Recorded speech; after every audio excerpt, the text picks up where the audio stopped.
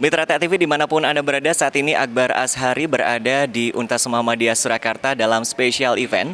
Dan pada kesempatan kali ini ada satu agenda yang diselenggarakan oleh Untas Muhammadiyah Surakarta, yaitu Sidang Terbuka Senat Universitas Muhammadiyah Surakarta dengan agenda tunggal pengukuhan guru besar secara online, Profesor Taufik SPC MSc PhD dalam bidang ilmu psikologi umum Fakultas Psikologi Untas Muhammadiyah Surakarta. Nah, bagaimanakah rangkaian kegiatan di kesempatan kali ini? Saksikan tayangan berikut ini.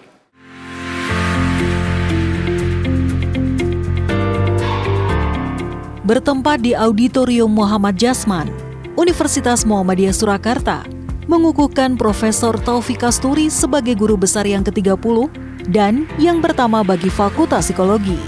Kegiatan yang berlangsung secara online dan tetap menerapkan protokoler kesehatan ini dipimpin Rektor Universitas Muhammadiyah Surakarta selaku Ketua Senat.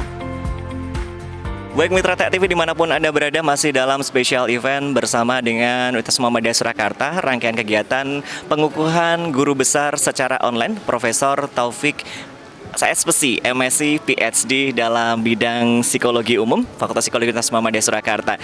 Baik Prof. Taufik, saya ingin mengucapkan selamat terlebih dahulu karena ini adalah momen bahagia di mana akhirnya setelah perjuangan guru besar tersebut akan dikukuhkan kepada Pak Taufik. Terima kasih Mas Ashar, alhamdulillahirrabbilalamin. Segala puji bagi Allah, alhamdulillah diberikan kemudahan di dalam tahapan-tahapan yang dilalui, dan hari ini insya Allah akan dikukuhkan secara resmi menjadi guru besar di Fakultas Psikologi Universitas Muhammadiyah Surakarta. Dan saya ucapkan banyak terima kasih kepada seluruh panitia terutama dan seluruh teman tamu undangan yang hadir pada hari ini. Dan harapan Pak Taufik ke depan tentunya ini, karena ini adalah first ya untuk profesor di bidang psikologi ini. Ya, harapan saya ke depan ya mudah-mudahan langkah kecil ini diikuti oleh langkah-langkah rombongan yang lainnya, karena kita ketahui di UMS ini banyak sekali doktor yang sekarang sedang diprospek untuk maju ke guru besar. Mudah-mudahan setelah ini mereka makin bersemangat dan siap untuk melangkah menuju ke guru besar. Baik Pak Taufik, ini dalam arti adalah UMS menambah satu profesor lagi nih. Ya. Setelah pengukuhan dari Pak Taufik ini adalah menambah satu profesor. Nah, harapan ke depan untuk Universitas Muhammadiyah Surakarta itu sendiri Pak Taufik? Ya, harapannya sekarang kan setelah saya ini ada sekitar 10-an yang sedang proses untuk ujian guru besar.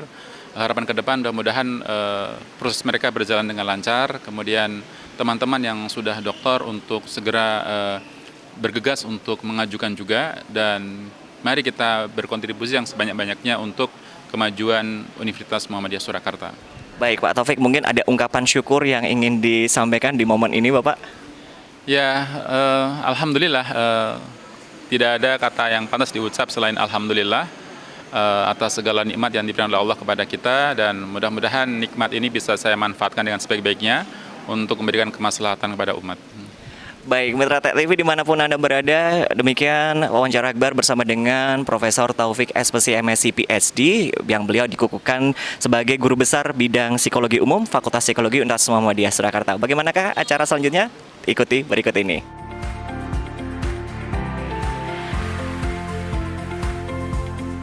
Setelah anggota Senat dan tamu undangan memasuki ruang sidang, acara dibuka dengan menyanyikan lagu Indonesia Raya dan lagu Sang Surya sebagai Mars Muhammadiyah.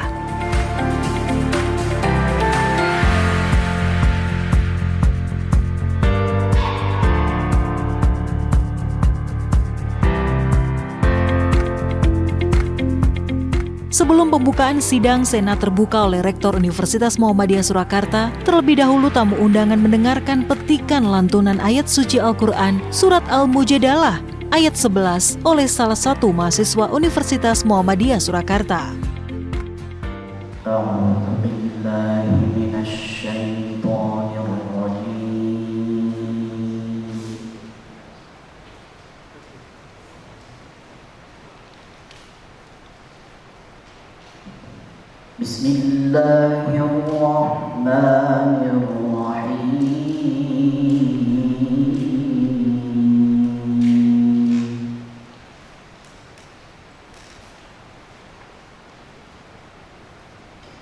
Ya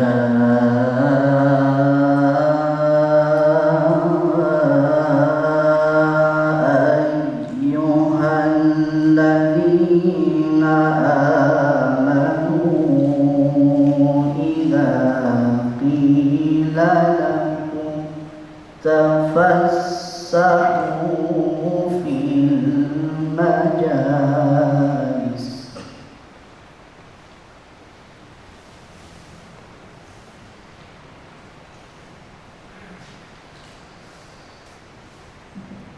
إذا قيل لكم تفسحوا في المجالس فافسحوا يفسح الله لكم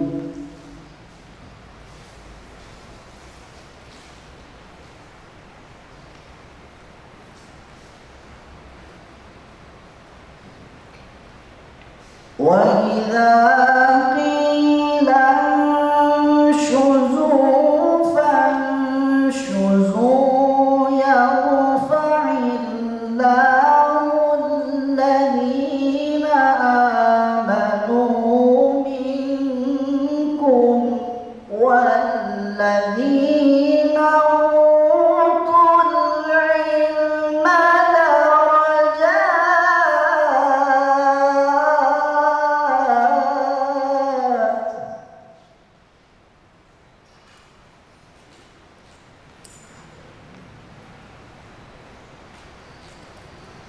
والله بما تعملون خبير.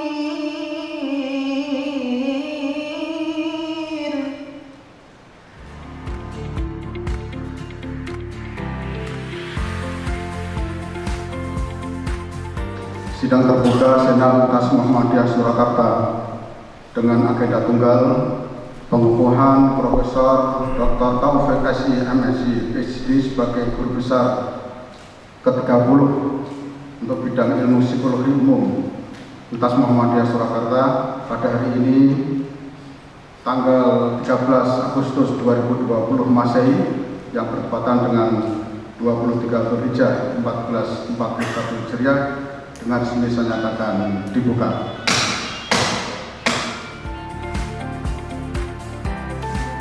Sebagai calon guru besar, Profesor Taufik sudah menjajaki proses pendidikan yang tidak mudah, seperti riwayat hidupnya berikut ini.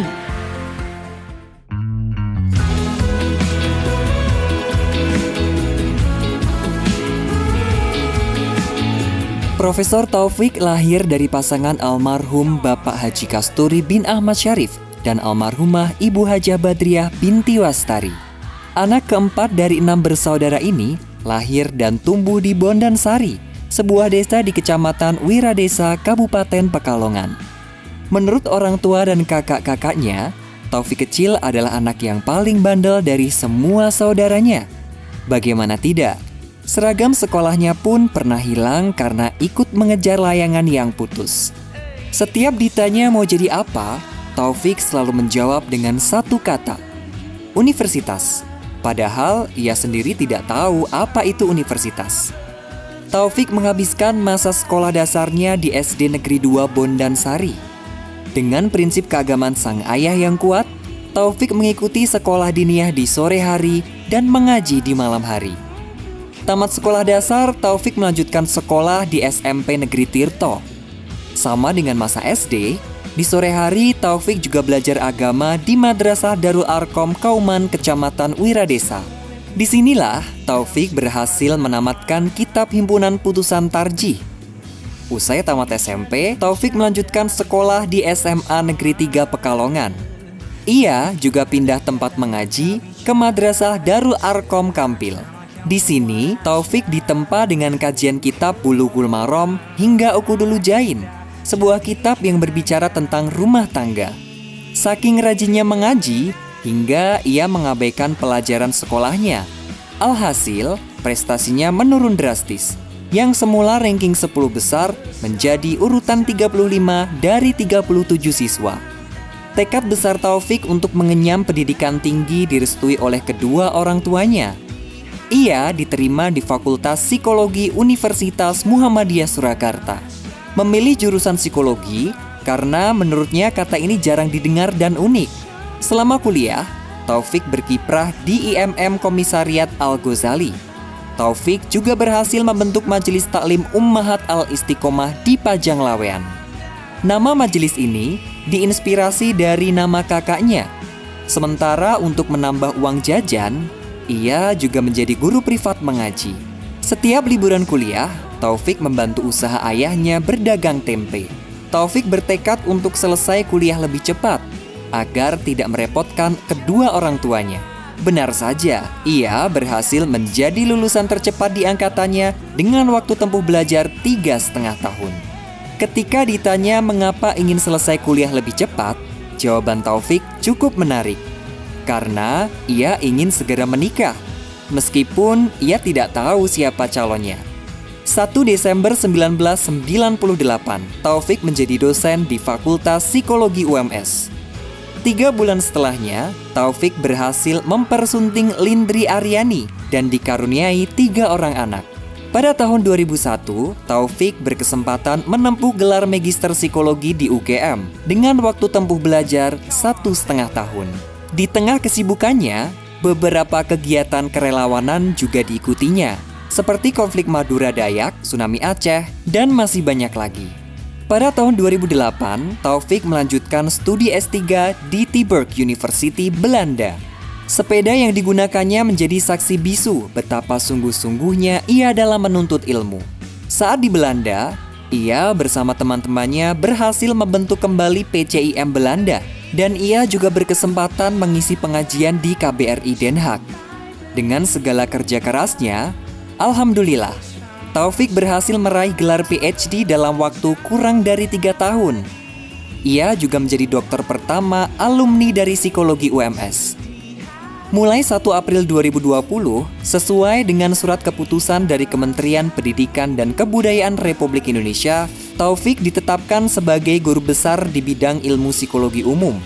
Ia menjadi guru besar ke-30 yang dimiliki UMS. Dan sebagai alumni psikologi UMS pertama yang meraih guru besar. Selamat dan sukses untuk Prof. Taufik.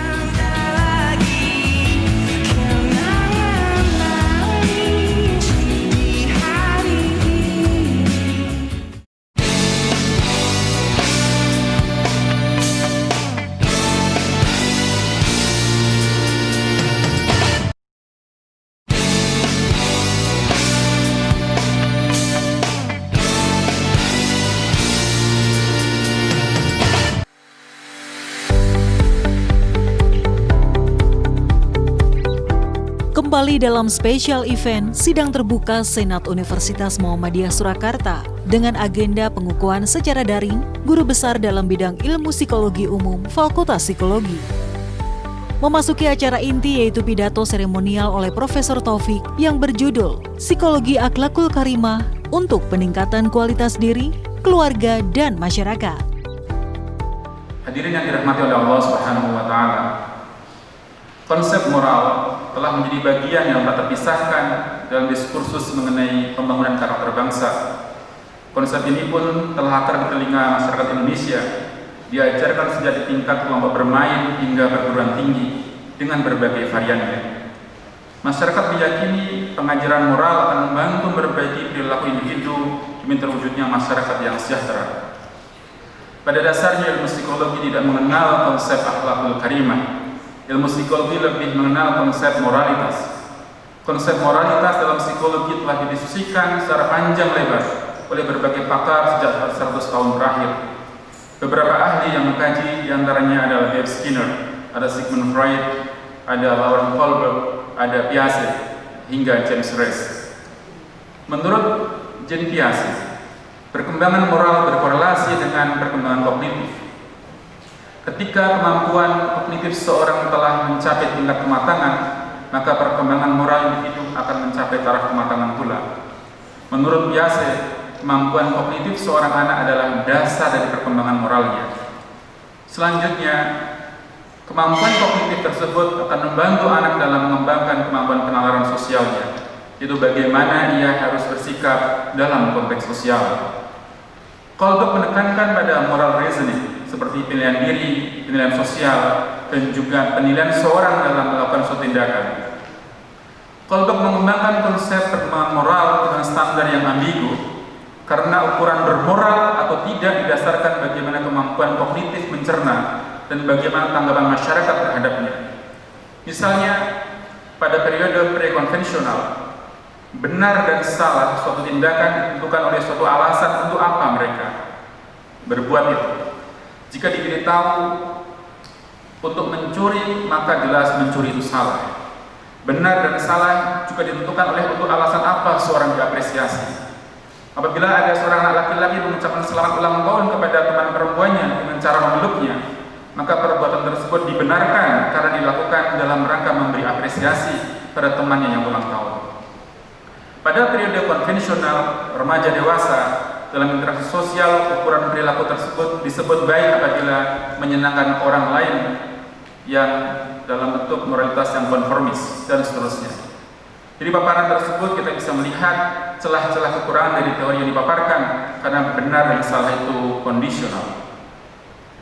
Bapak Ibu yang berbahagia, akhlak merupakan pilar penting dalam Islam, sehingga Nabi Muhammad SAW diutus untuk menyempurnakan akhlak. Terdapat 3 pilar utama, yaitu ada akidah, syariah, dan akhlak.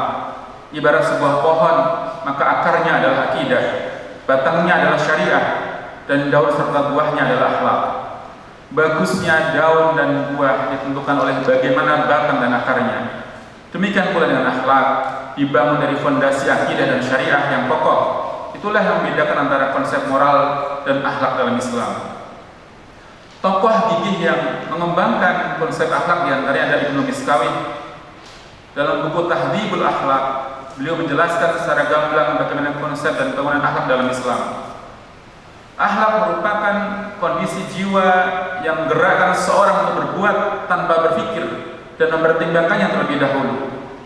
Menurut Ibnu Miskawi, akhlak bukan sekedar sikap dan perilaku, melainkan kondisi kejiwaan, hal nafas, yang melahirkan 2 kondisi, yaitu baik dan buruk.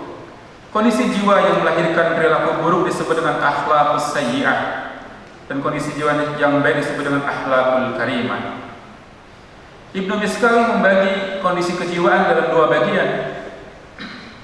Yang pertama, kondisi kejiwaan yang berasal dari tabiat, dari temperamen, yang melekat pada diri seseorang dan merupakan penciri dari orang tersebut, seperti dermawan atau kikir, pemberani atau penakut, sigap atau lambat, dan sebagainya.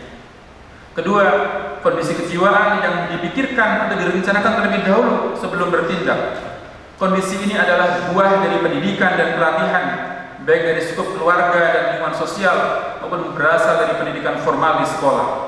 Seperti kebiasaan berkata jujur, kebiasaan berpakaian rapi, bertanggung jawab, yang lama-kelamaan melekat pada diri seorang dan menjadi akhlaknya. Rupanya konsep Ibnu Miskawi ini juga sejalan dengan yang dikembangkan oleh Erich Fromm. Fromm mengatakan bahwa temperamen merupakan bagian dari kepribadian yang berasal dari zat-zat biokimiawi tubuh seperti darah, lendir, dan air. Kondisi kejiwaan yang terlahir dari temperamen relatif tidak bisa berubah. Adapun bagian kepribadian lainnya, yaitu karakter, pembentukannya dipengaruhi oleh lingkungan yang relatif bisa berubah. Ibnu Miskawi mengatakan bahwa manusia memiliki 3 daya yang harus seimbang, yaitu nafsul natiqah, nafsul sabu'iyah, dan nafsul bahimiyah. Ketiga daya dapat dijabarkan sebagai berikut. Nafsul natiqah atau daya rasional. Daya ini merupakan kekuatan dasar untuk berpikir, kemampuan untuk membedakan dan menalar sifat-sifat dari segala sesuatu. Daya ini meniteberatkan bahwa sesuatu yang dinalar itu harus masuk akal. Yang kedua, nafsul sabu'iyah. Daya ini merupakan dasar dari munculnya kemarahan, kasih sayang, tantangan, tekad, dorongan untuk mengatur, dan sebagainya. Yang ketiga, nafsul bahimiyah atau daya nafsu. Daya ini menjadi alasan, landasan munculnya syahwat, seperti syahwat terhadap kekuasaan, lawan jenis, menikmati makanan, menikmati keindahan, membelanjakan harta, dan seterusnya.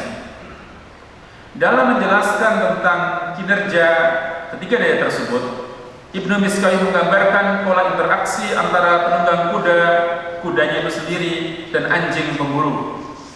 Penunggang kuda adalah pusat pengendali dari kuda dan anjing pemburunya. Apabila penunggang kuda dapat mengendalikan kuda yang ditungganginya dan pada saat bersamaan juga dapat mengontrol sifat anjingnya, maka kedua binatang tersebut akan mengikuti perintahnya. Sebaliknya, apabila salah satu atau kedua binatang tersebut tidak mau mematuhinya, maka akan membahayakan si penunggang kuda itu sendiri. Begitu halnya daya rasional harus bisa mengendalikan daya emosional dan daya nafsu. Ibnu Miskawi mengatakan, apabila seseorang mempertimbangkan terlebih dahulu apa yang akan dilakukannya, maka hasil dari perilaku tersebut tidak disebut dengan akhlak. Beliau menyebutnya dengan tahdhibul akhlak atau latihan berakhlak. Secara ringkas, Ibnu Miskawi mengikhtisarkan bahwa yang dinamakan dengan akhlak adalah satu, perilaku tersebut melekat di dalam jiwa sehingga menjadi kepribadiannya sendiri. Kedua, perilaku itu dilakukan dengan mudah tanpa banyak pertimbangan. Ketiga, perilaku itu dilakukan dengan sungguh-sungguh, bukan perilaku pura-pura atau drama. Keempat, perilaku itu lahir dari hati yang teguh, bukan karena tekanan dari orang lain. Kelima, perilaku itu dilakukan secara tulus, ikhlas, hanya mengharap ridha Allah Subhanahu wa taala. Hadirin yang dirahmati oleh Allah Subhanahu wa taala. Imam Al-Ghazali menyebut akhlak dengan hayatun lin nafsi rasikhatun. Itu kondisi mental yang permanen dan dilakukan oleh individu dengan cara yang mudah, by nature, tanpa harus dipikir-pikir terlebih dahulu atau minta pertimbangan orang lain. Menurut beliau, akhlak itu melekat dalam struktur jiwa sehingga membentuk karakter seseorang yang secara lahiriah dapat dilihat dari kebiasaan-kebiasaan yang dilakukannya.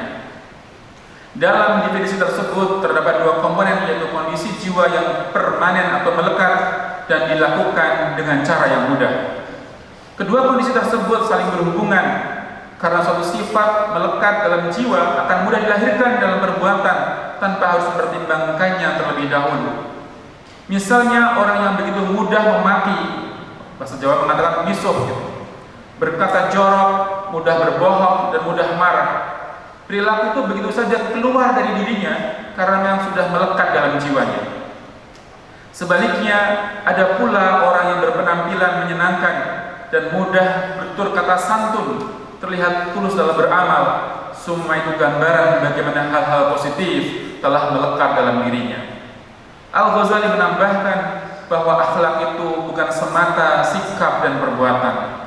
Akhlak adalah hal atau kondisi jiwa yang bersifat batiniah, memiliki dua kecenderungan, baik dan buruk, menahan atau memberi, menambah atau mengurangi. Menurut Al-Ghazali, akhlak dapat dibentuk melalui riyadhah, melalui latihan-latihan, ditanamkan oleh orang tua kepada anak-anaknya semenjak mereka masih kecil dengan pembiasaan-pembiasaan yang baik sesuai dengan yang diperintahkan oleh Allah Subhanahu wa taala dan nabinya sallallahu alaihi wasallam. Dalam menanamkan pengetahuan atau pemahaman, Al-Ghazali merekomendasikan metode cerita sehingga anak-anak mudah untuk mendengarkan dan mudah pula untuk mencerna pesan moral di dalamnya. Setelah dilakukan pembiasaan dan pemahaman melalui cerita, Al-Ghazali menambahkan metode keteladanan, yaitu keteladanan yang ditunjukkan orang tua kepada anak-anaknya. Keteladanan yang sesungguhnya yang terlahir dari akhlak yang baik, bukan keteladanan yang pura-pura. Ibnu Miskawi menambahkan bahwa riyadhah yang dilakukan secara persistence akan membentuk malakah, yaitu suatu karakter yang melekat kuat di dalam jiwa, sehingga individu mudah untuk mengekspresikan kondisi jiwanya dalam perbuatan sehari-hari tanpa banyak pertimbangan. Ketiga komponen di atas, yaitu latihan, pengetahuan, dan keteladanan, rupanya juga telah diadopsi oleh para ahli psikologi behaviorisme. Mereka mengenalkan tiga cara untuk berubah perilaku yang sejalan dengan teori yang ditemukan oleh Al-Ghazali, yaitu conditioning atau pembiasaan, insight atau pemahaman, dan modeling ataupun keteladanan. Dalam perkembangan awal, seorang anak perlu dibiasakan hal-hal yang baik seperti sholat, berjilbab bagi anak perempuan, berpuasa dan seterusnya agar kelak ketika dewasa mereka akan terbiasa melakukannya. Kebiasaan baik tersebut perlu dikuatkan dengan pemahaman sehingga anak memahami mengapa mereka harus sholat, mengapa anak perempuan harus berjilbab, dan mengapa mereka harus berpuasa. Untuk menuju perubahan perilaku yang positif disempurnakan dengan keteladanan, dengan modeling. Itu keteladanan yang ditunjukkan oleh orang tua dan anggota keluarga lainnya di hadapan anak atau adiknya. Para ahli psikologi meyakini ketika cara tersebut efektif dalam merubah atau memperbaiki perilaku, khususnya dalam setting pembelajaran. Dalam pandangan Al-Ghazali, fondasi akhlak terdiri atas dua kekuatan, yaitu syahwah dan ghadab. Syahwah adalah salah satu dari penciri manusia, di mana setiap manusia secara alami memilikinya. Kekuatan syahwah mendorong orang untuk memiliki sesuatu, seperti keinginan memakan makanan yang lezat, keinginan memperoleh pasangan yang menarik, keinginan memiliki kekayaan yang melimpah, dan sebagainya. Adapun ghadab adalah kekuatan yang mendasari terbentuknya hamiyah, antusiasme, yaitu motivasi yang kuat untuk melakukan suatu perbuatan.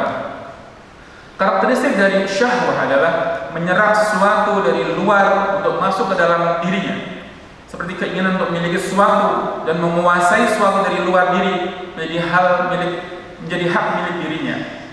Sedangkan karakter ghadab adalah melepaskan sesuatu agar keluar dari dalam dirinya, seperti melampiaskan sesuatu dari dalam diri kepada sesuatu di luar diri sendiri. Dalam terminologi sehari-hari, syahwah itu identik dengan hal-hal negatif seperti nafsu syahwat, syahwat politik, syahwat kekuasaan, dan sebagainya. Namun Al-Ghazali menganggap bahwa syahwah dan ghadab bukan sesuatu yang negatif. Keduanya diciptakan oleh Allah Subhanahu wa Ta'ala untuk tujuan-tujuan tertentu yang bermanfaat, dan karenanya membedakan manusia dari malaikat. Menurut Al-Ghazali, tujuan perbaikan ruhani bukan untuk meniadakan nafsu, ghadab, dan syahwat secara totalitas, karena itu melawan fitrah. Namun perbaikan ruhani ini lebih ditujukan untuk mengarahkan gejolak syahwat pada koridor syarak dan nalar yang sehat. Syahwah itu diberikan oleh Allah Subhanahu wa Ta'ala kepada manusia untuk kemaslahatan. Jika syahwah ditiadakan, maka manusia akan mati, manusia akan punah, karena manusia tidak bernafsu makan dan minum. Jika nafsu seksualitas ditiadakan, manusia juga akan punah karena tidak bisa berbanyak keturunan. Jika tidak ada nafsu amarah, manusia juga akan celaka karena tidak bisa menghindari dari apa yang membahayakan dirinya. Selama pokok syahwah itu ada, maka masih ada kecintaan pada harta. Maka yang dimaksud dengan mujahadah dalam konteks ini bukan menghilangkan secara keseluruhan, namun mengarahkan syahwah pada batasan-batasan yang diatur oleh syarak.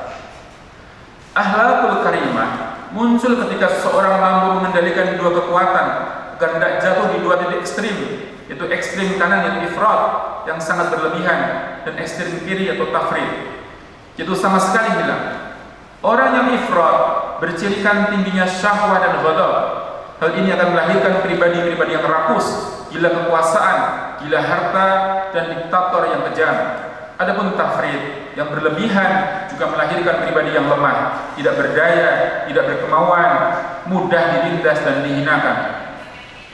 Maka akhlakul karimah sesungguhnya adalah gagasan tentang pertengahan, tentang al-wasat, yang seimbang, yang tawazun antara dua daya syahwah dan ghadab. Akhlakul karimah membuat individu mampu mengendalikan dorongan syahwah dan ghadab ke jalan diridhai oleh Allah Subhanahu wa Ta'ala. Secara lebih sederhana, syahwah yang menyimpang ke kanan, terlalu ke kanan, akan menimbulkan sikap-sikap yang destruktif yang berlebihan, seperti terlalu royal menggunakan uang, belanja berlebihan, memiliki banyak properti melebihi yang dibutuhkan, dan seterusnya. Sedangkan syahwah yang menyimbang ke kiri akan melahirkan sikap taktir seperti pelit, senang menabung, tapi tidak suka beramal. Seorang yang disebut berakhlakul karimah apabila berhasil menyeimbangkan dirinya di antara dua titik tersebut. Sikap tawazun yang mampu menyeimbangkan antara royal menggunakan uang dan kikir disebut dengan kedermawanan. Sikap tawazun antara sikap keras dan lemah disebut dengan hikmah, dan seterusnya. Demikian halnya dengan daya ghadab, akan melahirkan karakter yang baik jika bisa bersikap seimbang. Kekuatan ghadab yang terlalu condong ke kanan, kemarahan yang berlebihan, akan menghasilkan tindakan destruktif, agresif, menyerang, terlalu mudah percaya pada orang lain juga demikian, menjadi bagian dari ghadab. Kekuatan ghadab yang terlalu condong ke kiri, yang lemah berlebihan, akan memunculkan ketakutan, kekhawatiran berlebihan tentang sesuatu, dan kecurigaan. Jika tawazun yang menyeimbangkan antara agresivitas dan ketakutan adalah keberanian, dan sikap tawazun yang menyeimbangkan antara mudah percaya dan mudah curiga dinamakan dengan kehati-hatian. dapat disimpulkan bahwa esensi akhlakul karimah dalam pandangan Al-Ghazali yaitu kemampuan mengendalikan diri terhadap keinginan yang menggelora dan tidak membiarkan diri terserat ke dalam luapan jiwa yang terbakar. Karena syahwah dan ghadab dapat membakar segalanya seperti bara api yang besar dan memanggang semua yang ada di sekitarnya. Hadirin yang saya hormati, konsep akhlakul karimah sebagaimana dijelaskan di atas kiranya dapat menjadi pelajaran tentang pentingnya kita bersikap tawazun dalam kehidupan. Apabila kita telah memiliki dan mempraktekkannya dalam kehidupan sehari-hari, maka tugas kita adalah menjaganya. Namun apabila kita belum bisa konsisten dengan keseimbangan tersebut, sebagaimana pesan Al-Ghazali, kita harus melakukan riyadhah, yaitu melakukan latihan-latihan sehingga akhlakul karimah melekat dalam jiwa kita. Peningkatan kualitas diri jadi titik awal bagi peningkatan kualitas keluarga dan masyarakat. Tidaklah mungkin kita bisa meningkatkan kualitas keluarga manakala diri kita tidak berkualitas. Dan tidaklah mungkin bila kita bisa meningkatkan kualitas masyarakat manakala diri dan keluarga kita tidak berkualitas. Dalam surah At-Tahrim ayat 6, Allah Subhanahu wa taala berfirman, "Qu anfusakum wa ahlikum nara." Selamatkanlah dirimu dan keluargamu dari api neraka. Selamatkanlah diri kita terlebih dahulu sebagai bekal menyelamatkan keluarga kita dari api neraka. Pada salah satu batu nisan di makam Westminster Abbey di London, ditulis tahun 1100, dikutip dari Sudarsono, terukit kalimat hikmah tentang pentingnya memulai dari diri sendiri untuk membuat perubahan pada keluarga dan masyarakat. Tertulis di sana, ketika aku masih muda dan bebas berkhayal, aku bermimpi ingin mengubah dunia. Seiring dengan bertambahnya usia dan kearifanku, kudapati bahwa dunia tidak kunjung berubah. Maka cita-cita itu pun agak kupersempit, lalu kuputuskan hanya untuk mengubah negeriku. Namun tampaknya hasrat itu pun tiada hasil. Ketika usiaku semakin senja, dengan semangatku yang masih tersisa, kuputuskan untuk mengubah keluargaku. Tetapi celakanya, mereka pun tidak mau berubah. Dan kini sementara aku terbaring saat ajal menjelang, tiba-tiba kusadari, andaikan yang pertama kali kuubah diriku, maka dengan menjadikan diriku sebagai teladan, mungkin aku bisa mengubah keluargaku. Lalu berkat inspirasi dan dorongan mereka, bisa jadi aku pun mampu memperbaiki negeriku. Selanjutnya, aku bahkan bisa mengubah dunia. Setelah pidato yang disampaikan oleh Profesor Taufik, acara dilanjutkan dengan seremonial pengukuhan guru besar dalam bidang ilmu psikologi umum Fakultas Psikologi Universitas Muhammadiyah Surakarta.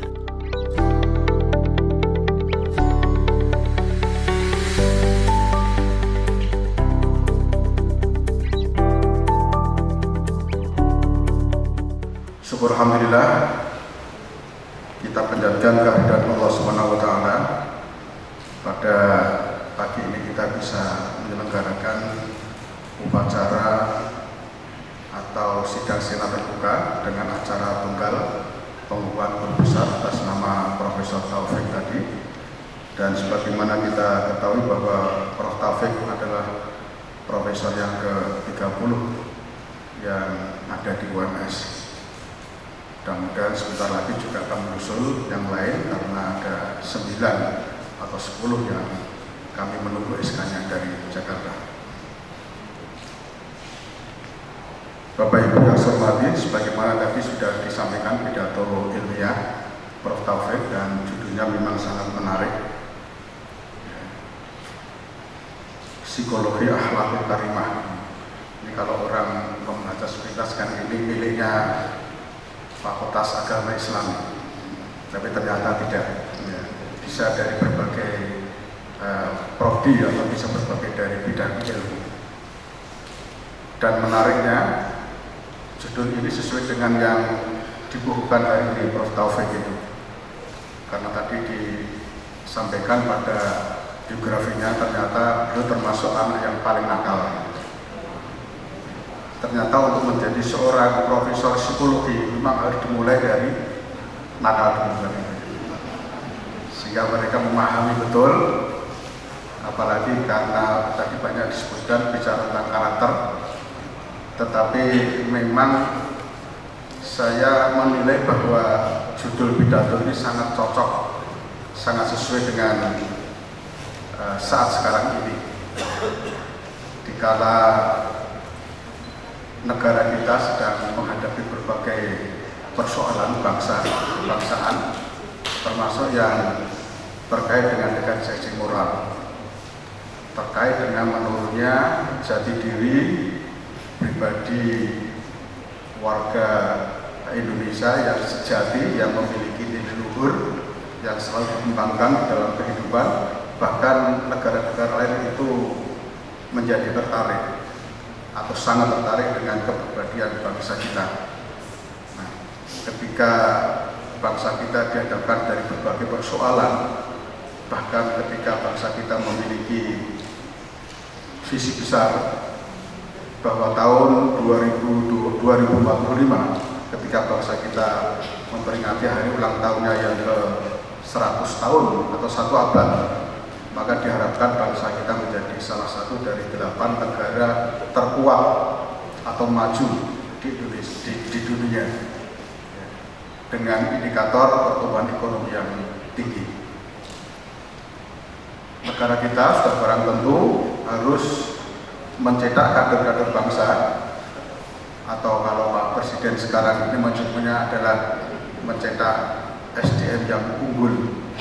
Maka ketika kita bicara SDM unggul, itu tidak bisa dimanai sebelah mata, tidak bisa dimanai satu sisi saja yang terkait dengan kecerdasan IQ atau keterampilan di dalam bekerja, tetapi SDM unggul itu mensyaratkan 4 komponen kompetensi yang keempat-empatnya harus berada dalam jati diri seseorang secara pribadi. Ada kompetensi IQ, kecerdasan IQ, kemudian ada social quotient, ada spiritual quotient, dan ada emotional quotient. Nah, disinilah pentingnya proses pendidikan yang dimanai secara utuh.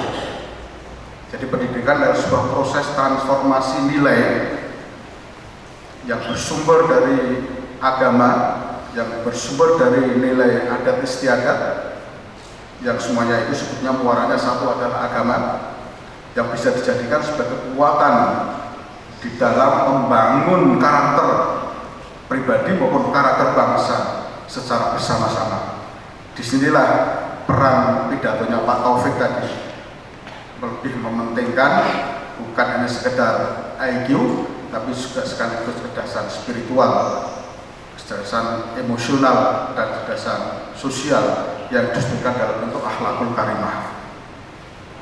Ini harus disadari betul bahwa untuk menjadi sebuah negara yang kuat, bahkan akan diidentifikasi kemampuan bangsa dengan pertumbuhan ekonomi tinggi, itu tidak akan mungkin bisa terjadi kalau dalam proses membangun SDM ini hanya dipandang sebelah mata, hanya mengutamakan aspek-aspek yang terkait dengan skill atau aspek-aspek terkait dengan kecerdasan IQ. Tetapi keempat-empatnya harus berada dalam satu kesatuan yang utuh secara integral.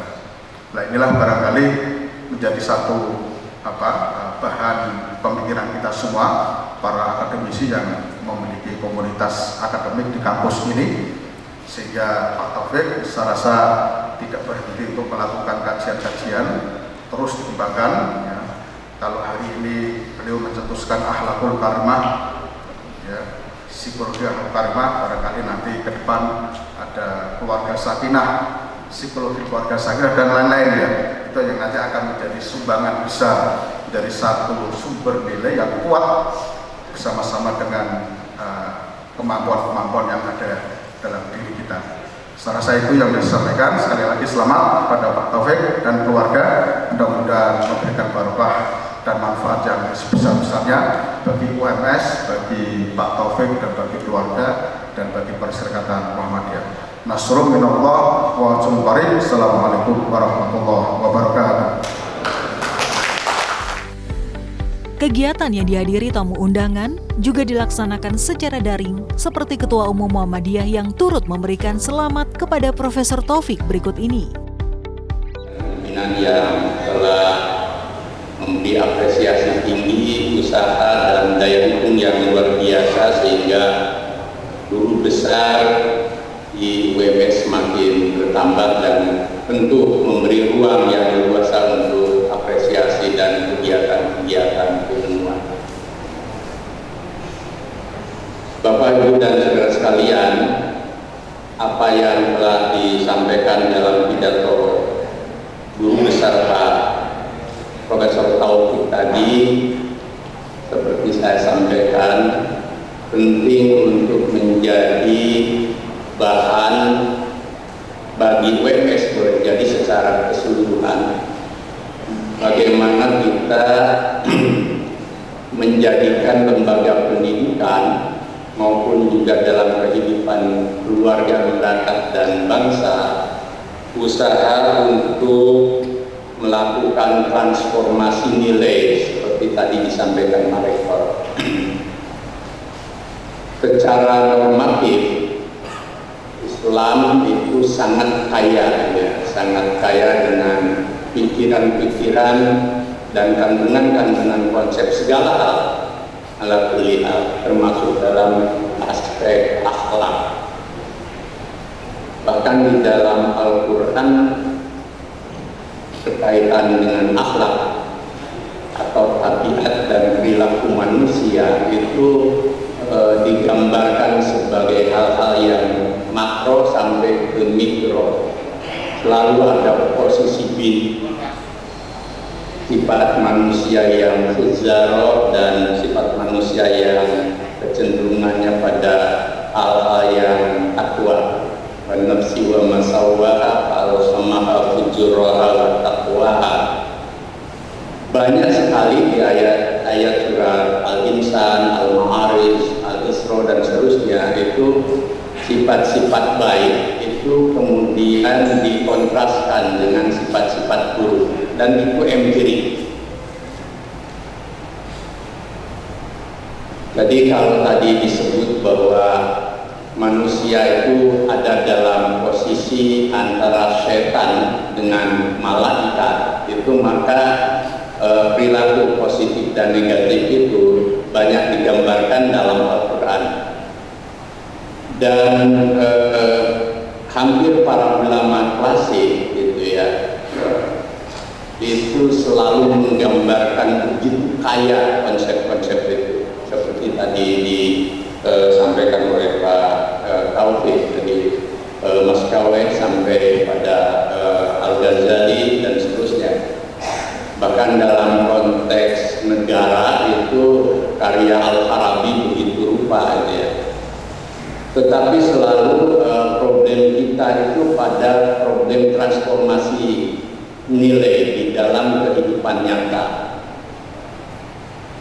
Kalau Human Development Index misalkan sebagai satu bagian dari banyak parameter yang kita gunakan untuk negara-negara muslim termasuk di negeri kita tercinta Indonesia masih belum kompetitif dengan yang lain. Juga ada banyak penelitian-penelitian empirik di mana indeks perilaku itu di kalangan yang mayoritas muslim itu tidak sebagaimana gambaran dalam karya-karya klasik tentang nilai-nilai al-akhlak al-karimah. Maka boleh jadi ada problem transformasi, ada problem kesenjangan di dalam transformasi nilai akhlak. Tahun 70 itu Uncoroningrat menulis tentang mentalitas orang Indonesia yang tentu mayoritas muslim sebagai orang yang punya problem mentalitas, di antaranya suka menerabas, tidak disiplin murni, tidak bertanggung jawab. Jadi jarang orang Indonesia sampai ke pejabat itu kalau gagal mundur, bahkan kalau melakukan kesalahan selalu disebut oknum. Kemudian banyak contoh-contoh lain itu dari sifat-sifat itu.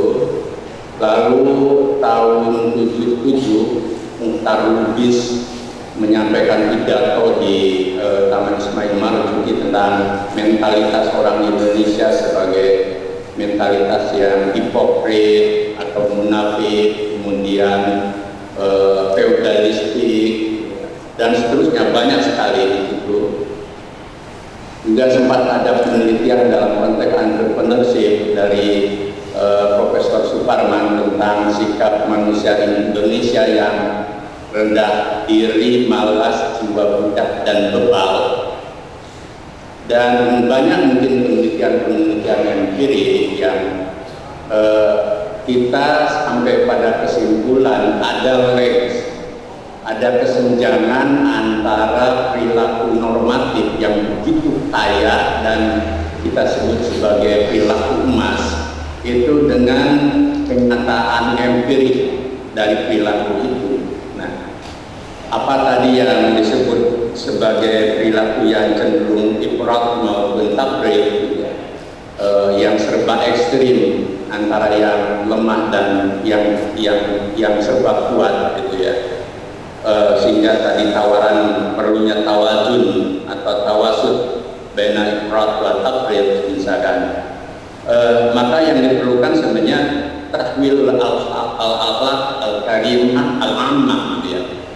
yakni bagaimana mewujudkan akhlak karimah sebagai nilai-nilai normatif itu dalam realitas empirik menjadi etika publik misalkan, menjadi etika di keluarga, menjadi perilaku kolektif dan lain sebagainya.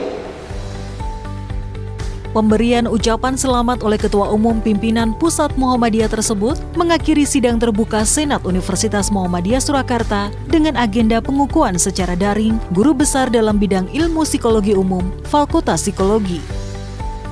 Alhamdulillahirrahmanirrahim. Sidang terbuka Senat Universitas Muhammadiyah Surakarta dengan agenda tunggal pengukuhan guru besar secara online, Profesor Taufik SPC MSc PhD sebagai guru besar yang ke-30 untuk bidang ilmu psikologi umum Fakultas Psikologi Universitas Muhammadiyah Surakarta pada hari ini Kamis tanggal 13 Agustus 2020 Masehi bertepatan dengan 23 Dzulhijjah 1441 Hijriah dengan dinyatakan ditutup.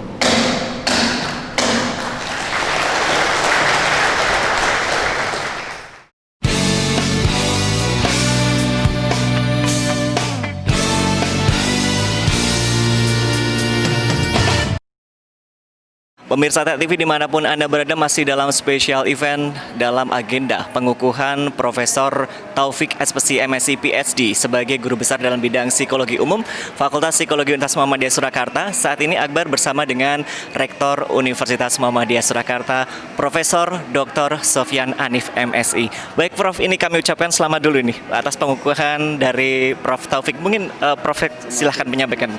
Oke, terima kasih. Jadi ini pengukuhan yang ke-30 guru besar yang dimiliki oleh UMS, dan Prof Taufik ini guru besar pertama di Fakultas Psikologi UMS. Harapan saya semoga ini akan memacu, memotivasi teman-teman dosen di Fakultas Psikologi, karena seperti judul pengukuhan tadi memang sangat bagus. Sekarang pada saat bangsa kita mengalami berbagai persoalan, memang harus ada obatnya. Salah satu obatnya itu ya berbagai keilmuan di dalam sudut psikologi ini banyak manfaatnya, terutama yang terkait dengan kompetensi spiritual ya. Jadi spiritual itu tidak hanya dicapai harus melalui agama, tapi pemahaman-pemahaman psikologi yang terkait dengan kehidupan bermasyarakat berbangsa itu ternyata juga mampu untuk memberikan nilai tersendiri.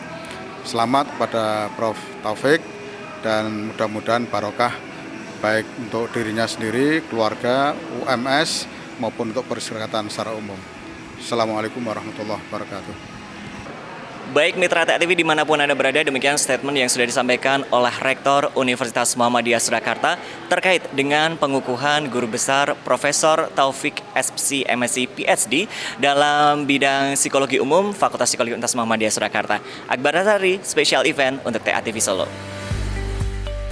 Dengan ucapan selamat oleh seluruh keluarga besar UMS tersebut menjadi semangat bagi Profesor Taufik dalam mengemban amanah sebagai guru besar dalam bidang ilmu psikologi umum Fakultas Psikologi Universitas Muhammadiyah Surakarta. Semoga menjadi barokah bagi diri sendiri, keluarga, UMS, dan masyarakat luas.